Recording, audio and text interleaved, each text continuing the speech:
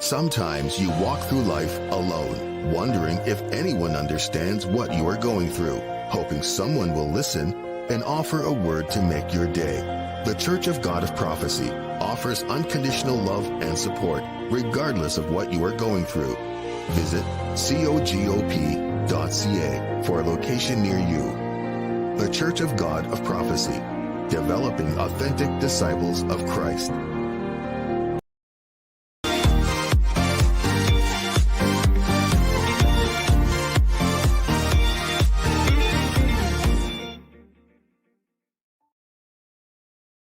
To another segment of Let's Talk. I'm your host, Woodroe Thompson.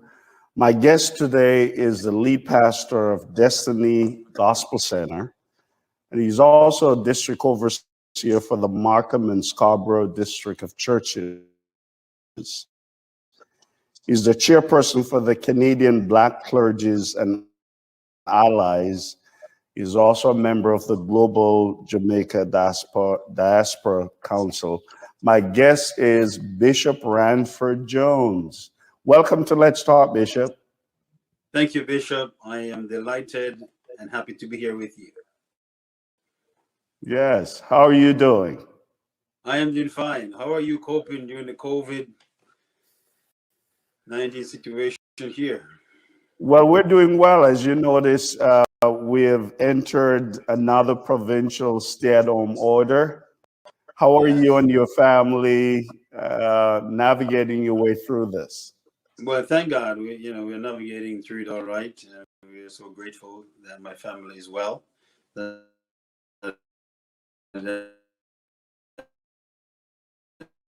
is the bottom line, the key thing. Right. Now, as the lead pastor of Destiny Gospel Center, what are some of the things that you're doing to keep in touch with your congregation during these difficult times? Pastors are having to become creative, thinking of creative ways to minister and keep in touch with the congregation. What are some of the things you're doing? Exactly. That is such a key pivotal question. Because we got to be really innovative in this time. Right. In fact, we got to learn to become really adaptable to the modern way of doing church, and that is virtual. Right. I have been doing church virtual since last year. We have not been back in the building as yet. So hence, we have to dig deep in our creativity, seeking the Lord, to give us fresh ideas and new ways how to do things. So virtual church has become the real norm these days. So we have to be doing new programs. I have, developed different programming. Morning time, we have a program called Morning Musing, where we have a devotion and a time that we go into the Word with the church. We have a daytime prayer session, 12:30 every day. We have members. We are praying and just seeking the Lord during this time. Thursday night, we also have another program called Voice of Destiny, where we just come for a time of reflection and prayer. That also right. With our regular Wednesday night Bible study, our Sunday service, and Friday night we have our youth service. So we try to keep ourselves really occupied purposefully, not just right. Occupied just to occupy space, but we got to bring programming so that our people can be encouraged, because people get weary in this virtual space. So we got to be innovative in our thinking and the way how we do things. It seems like ministry keeps us very busy during this time, doesn't it? Indeed, Bishop. Yes. Yeah. Now, on January 30th of this year, there was a launch of a new initiative called the Canadian Black Clergy and Allies. What was the Yes, vision behind this new initiative? yes. The Canadian Black Clergies and Allies was conceptualized out of the idea of last year's incident that all the world have come to know. It has been pivoted with the killing of George Floyd in the United States. And Right, that, I think, hit a nerves for people globally, right, not just black people, but people right across the world. People are upset about that kind of imagery that they saw on the television of this right, police officer kneeling on the neck of George Floyd and literally murdering him right there. So uh, there are many voices that came out of that experience, and we thought that the church should have a very positive voice in that dialogue. right, Hence, we can galvanize some of our more prominent church leaders, especially in the GTA here, and right, we thought that we would give a voice, a reasonable, righteous voice in that discourse, and right. hence we have brought a group of clergies together and allies so we can work together to give that voice to our community. Okay, good. Did you wrestle with the name? Why the name Canadian Black Clergies and Allies? Yes, we have wrestled and morphed and prayed about it.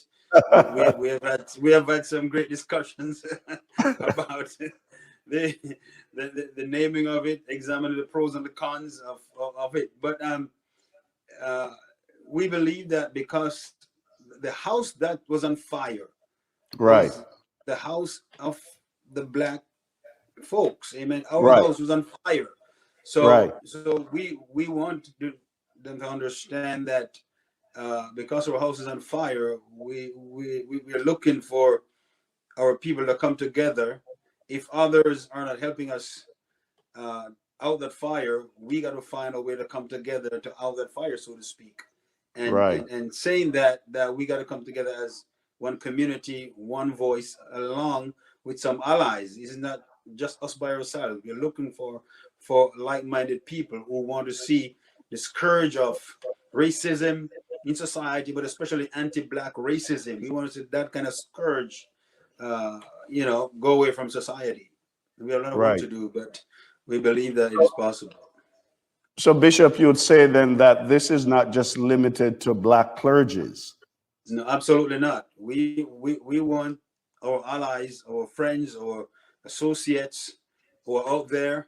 We want you to come alongside with us and join along with us, so we can work together to ensure that this scourge goes away from us. Because it does not only affect our community per se. Correct. Right, It will affect the other parts of society. So right, society has got to come together to find a solution for this kind of a scourge that is out there. right. So, what are some of the initiatives that CBCA is working on? Yes, our mission and vision is pretty clear. Our vision is that we want to create an environment of hope, equity, and prosperity for our people. Right, And our vision is really to see the dismantling of the infrastructure that has guarded that kind of racism in society. There's an infrastructure that this whole concept is built upon, right. and it has affected our people for the last 400-500 years or so. And some people don't Wow. like for us to go back into history, but Right, we cannot discard history. History tells us what happened in the past, and right, even as we live in a modern contemporary society today, we see so much of the same kind of racism that still prevail in society, and there's an right, infrastructure that facilitates that. And even if we look and listen, especially in the heat of the discussion during last year and beyond, we see where even the government have identified certain areas to know that even within the government and some part of society, we see that this kind of infrastructure still prevail, even in the police force. Those who are sworn to protect us. There's an infrastructure that facilitates that. And we want to see this kind of infrastructure be absolutely dismantled, so everybody can have a fair and equitable society to live in as people. Now, you just mentioned that racism has been identified even by the government. And some people in Canada will point to the US and say, well, it's evident that racism is something that they have to deal with in the US, but not in Canada. I've heard people say that. Why do you think some people still discount the fact that there's racism right here in this country? Yeah, some people, that's a fallacy. Some people will have that kind of understanding, but until you have sat or walked in the place of a Black person who have been discriminated against, who have been prejudiced against, who have been biased against, and who have been brutally affected even by the police system, you can make that false assumption.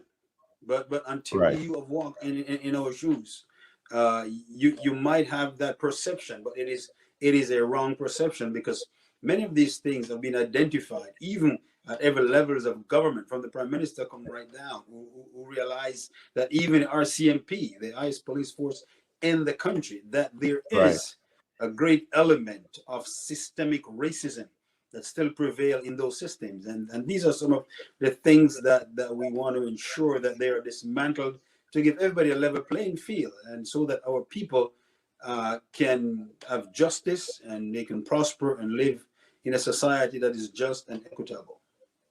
Now, I know we use the phrase systemic racism. We talk about, looking at the police force. There are people who talk about dismantling the police force. Of course, we also have Black Lives Matter, that is a movement, or several movements, actually. I'm understanding now it's not just one movement. But what do we mean when we mention the word systemic racism? What do we mean by that?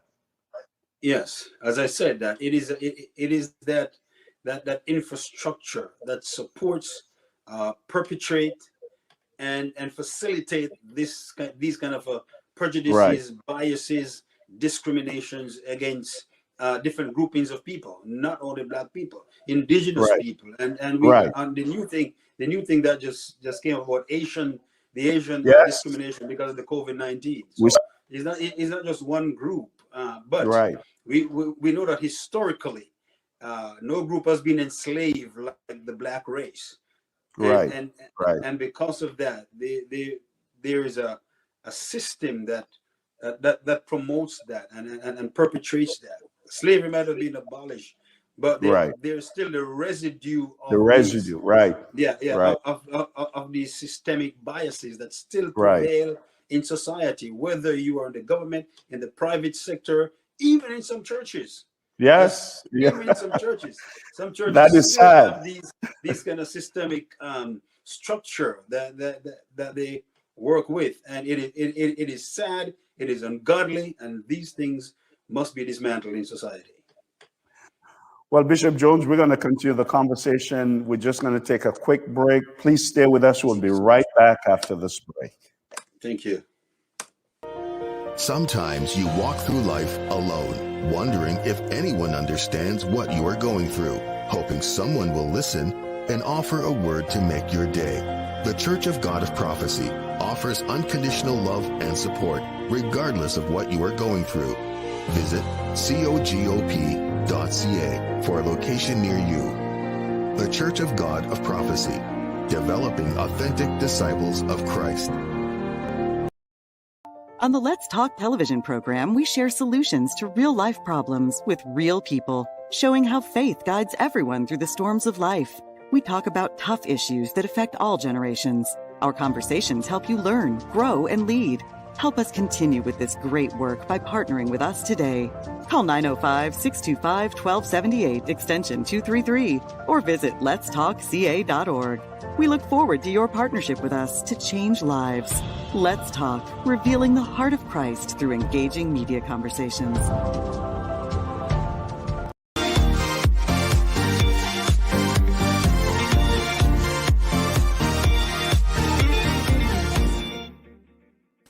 Welcome back to Let's Talk. I'm your host, Woodroe Thompson, and I'm speaking with Bishop Ransford Jones, who is the chairperson for the Canadian Black Clergies and Allies. And we're having a fascinating discussion about systemic racism, and the Canadian Black Clergies and Allies are looking at different ways in which they can approach this problem that we have had for many years, and that has impacted various companies. Now, Bishop Jones, before we went to the break, I mentioned during this time we hear a lot of talk about this defunding the police. We hear a lot about Black Lives Matter. Is it part of CBCA initiative to talk about dismantling the police force, or to join with Black Lives Matter? The police force is a very important, integral part of society's development. We cannot do without security. We cannot do without the police. Right. We are not about defunding the police. However, there could be the reallocation of funding, maybe from some part of the police budget, that will be able to be transferred into the community, so we can have community organizations, especially the marginalized communities, and which are out there, and we would hope that there would be a great community police dialogue and investment, so that there could be a real bridge with the police and our community, because there's been acrimony, there's been an antagonistic relationship over time, and this has been facilitated and breathed by some aspects. I'm not saying all aspects of the police. They are great police out there. I have friends who are great police officers. They leave their house in the morning to do a good job, to ensure that we are safe and secure in the city. But there is an element of them, because of how the system is set up, and some of them have implicit and explicit biases against our community. And those are the ones that we have to deal with. But in terms of defunding or abolishing the police, we are not supporting that idea. we want to work with the police to build great bridges, so that we can have cooperation and collaboration to ensure that our cities, our streets are safe, and that our community work together with the police. Right. No, I know that in the Canadian Black Clergies and Allies, you have some pillars, some things that you are strategic in working at. What are some of those pillars? Yes, we're looking at a few initiatives that we want to ensure that these things are done, and we believe that if they are done, they will. We're looking for three things when we implement some of these things, or all of them. We're looking to see the transformation of society. That society is transformed in terms of dismantling anti-Black racism, creating equitable environment for all peoples, and ensuring that certain kind of biases and prejudices, if and when they rear their ugly heads, they are dealt with immediately, so that they don't infest society anymore. We also want to see the reformation of our own communities. We have problem in our own community. We do. There are issues that we have to deal with in our community, even the aspect of gun violence and certain things within our own community. And we know that we have some bad eggs in our community that we, as a people, as a church, have to work together to ensure that those kind of things are also dealt with. And we also want to see reconciliation among our people groups, that we can live together in harmony and unity, and live in a just society where everybody feel free to live and to express themselves, and to just have a great society. But some of the things that we are focusing on, as we call them, some of our initiatives, we want to see reformation in these areas, but we also want to help to be a great part of the solution Right. We just want to come and have a name blaming kind of thing. We want to bring tangible strategic solutions to ensure that some of these things are addressed. We want to see a better educational system, and Right. we are working with educators. We want to see our people work in areas where they have political leadership. Right. For example, even our province here that we live, we are the most multicultural place. Um, Right. Even in the government, we don't even have blackface in this government. So we want to see our people rise Right. to the level of leadership where the power brokers are, where they can present our ideas so that everyone can understand our perspective also. Right. We also looking at economic development. We believe that where there's that disparity, where there's element of poverty, then those things breathe other negative things. So we want to Right. see our society becomes economically viable in that, and we have some things that we're working on with different stakeholders and different people. We also want to reach the grassroots people in terms of how the church is going to affect change from the grassroots level. We have two intervention programs right now. We are partnering with Dr. Pat Francis, implementing Acorn to Oak program for young Right. people, especially those who might have had minor infractions with the law. Instead of they Right. going to jail and tarnish themselves, we send them to a church in the program where they can get help, get rehabilitation, and come back into society, and in spite of what their infringement was. We also have another program, even that's what your son is doing, and we also want to work along with him to implement that Skills for program. life. That's more, Yes. yeah, Skills for Life. That's more proactive Yeah. program, Right. because we believe that once that program is implemented, and our young people especially learn those new skills, how to navigate their way through society, and how to be more civic minded, Right. and learn new skills. I believe that will also help us along the journey.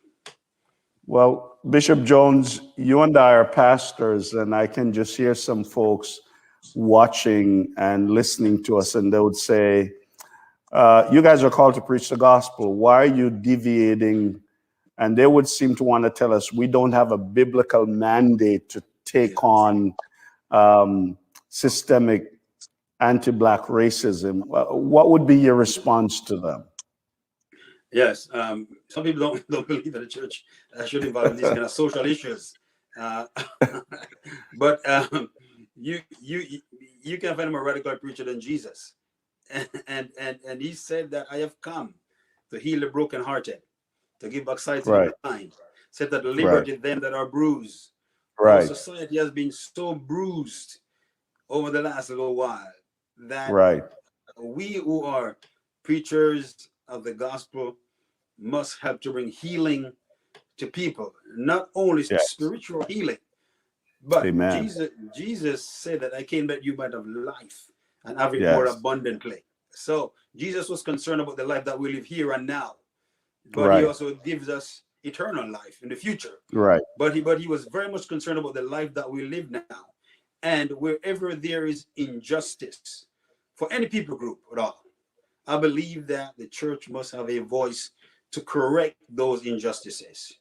Right. If Martin Luther King Jr. did not stand up against injustice, we women wouldn't have this platform today to even be on. That's true. Amen? Yeah. Amen. So That's so we can take a look and examine that great man, how he literally gave his life to ensure that there was change in society, in the social structure, and to ensure that these, what you call them, atrocities and sinful things, right.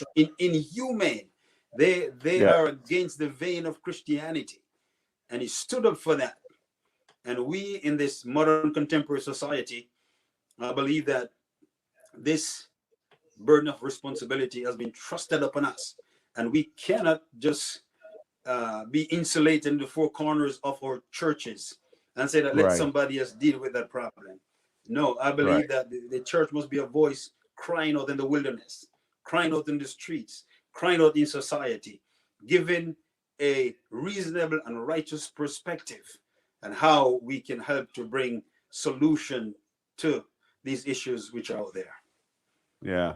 So, Bishop, how can churches be practical in getting involved in CBCA? What are some of the practical things we can do? Yes. First of all, you can visit our website, cbcablack2020.ca, and we want as many pastors and believers to be a part of this movement. It is a movement that is there to work along with churches and groups. We have many allies who have come alongside us. They want to work with us. We have community groups from different cultures, from different parts of society, so that let's work together to ensure that we have a just and equitable society, and whatever these issues are, we can work together to find tangible solutions to ensure that there is justice, there is equity within society, and we want to work with the government, we want to work with the police, we want to work with all stakeholders, so that we can find these solutions, so we can live together harmoniously as a people. Right. Now, what can some of our viewers do, not only the church, but viewers, folks who are just watching and say, this sounds interesting, how can they support CBCA? Oh, yes, as I said, the first thing, like, they can go to the website. There's a page there that you can sign up on. You can fill up the form there on the website and put your information in and let us know that you want to be a part of this. You're interested in working along with us, and for certainly we are building the whole structure and the whole framework of this, and it is expanding not only in the GTA, it is going across Canada, and we want everyone to come on board. Believers, we are calling you pastors, preachers, teachers, apostles, prophets, evangelists, wherever you are, the believers, we want you to come alongside with us. And as I said, not only from our community, but we have allies in all the culture. And we have an event coming up on the 18th of April where we're going to have a COVID-19 memorial service for everybody. And we have a variety of different speakers and presenters will be on it from all different culture. So we want everybody to join in with us on that also. Now that CBCA's final launch, apart from that event that you just mentioned, what are some of the things that they're working at? Yes, as I said earlier on, we are pushing those initiatives that we mentioned before. That we're working with all those initiatives. But we have 2 events coming up, which is the one that I just mentioned, and we also will be having a remembrance service around the May the 23rd. That May the 25th was last year's incident with George Floyd, and we want to also bring a remembrance service around that on the 23rd of May. Information will be on the website, but we also want everyone to get engaged and get involved in that, because when we know that over the course of last year there have been many voices marching, protesting, and discussions about the whole issue of anti-Black racism. We do not want this to die. We want this. We want to stay alive. So people must realize and recognize that we're going to hold society responsible. That the changes that has been proposed, even by the government, that we're holding them responsible and accountable to ensure that these changes are made, so we can see the tangible changes in society for the betterment of everybody, but for the betterment of our people, because our house is the one that has been burning on fire for a long time, and we need to help make sure that the fire is out from our houses. Yeah. Well, Bishop Jones, it's been a pleasure having you here, and Let's Talk. Thank you for the information you've shared. And I just pray God's blessing on you and the initiatives that you're working on. God bless you. Thank you very much, Bishop. It was a pleasure being here with you. Thanks again for the opportunity. And God bless Pleasure you on having your you. program God also. bless. Let's talk. Thank God you. bless. Thank you. Thank you. Well, that's all the time that we have for Let's Talk. We'd like to remind you again that you can find us on YouTube. And I'd like to ask that when you go to the YouTube channel that you'll subscribe, you will like the program if you like it. You'll also share with us some comments. We'd love to hear from you. You can also find us on our website, letstalkca.org. You can also find us on our administrative website, which is cogop.ca. You can find us on Facebook as well. And like I said, would love to hear from you. So please let us hear your thoughts as to how you've been enjoying the show. And would like to remind you to keep praying for us. You have heard Bishop Jones share with us from the Canadian Black Clergies and Allies, and there's some upcoming events. Would like for you to join us. We're trying to do our part in making sure that we address systemic anti-Black racism among us and racism in different communities, not only the Black community. I think as a church and as ministers and Christians, we're called to address inequality and injustices wherever we see it. The Bible talks about a God who is a God of justice. And so as Christians, we're called to address those things. So I'd like for you to join us, partner with us, and help us to fight this good fight. I want to thank you again for joining us. God bless you. Let's keep talking, and we'll see you next time. God bless. On the Let's Talk television program, we share solutions to real-life problems with real people, showing how faith guides everyone through the storms of life. We talk about tough issues that affect all generations. Our conversations help you learn, grow, and lead. Help us continue with this great work by partnering with us today. Call 905-625-1278, extension 233, or visit letstalkca.org. We look forward to your partnership with us to change lives. Let's Talk, revealing the heart of Christ through engaging media conversations. Sometimes you walk through life alone, wondering if anyone understands what you are going through, hoping someone will listen and offer a word to make your day. The Church of God of Prophecy offers unconditional love and support, regardless of what you are going through. Visit cogop.ca for a location near you. The Church of God of Prophecy, developing authentic disciples of Christ.